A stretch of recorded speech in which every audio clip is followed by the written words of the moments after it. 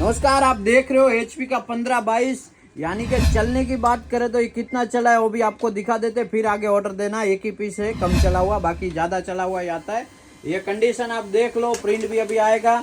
A1 चलने वाला है और नया ही है। ये देखो कितना कॉपी चला है, ये आपको दिखा देते। ये देखो 1620 कॉपी चला हुआ है। जल्दी स्क्रीनशॉट लेके व्हाट्सएप डाल देना।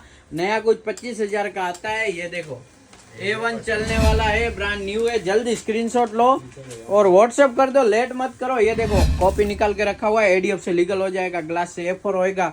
और आपके पास राउटर है तो ही वाईफाई होएगा, लाइन केबल लगा के, डायरेक्ट वाईफाई नहीं है।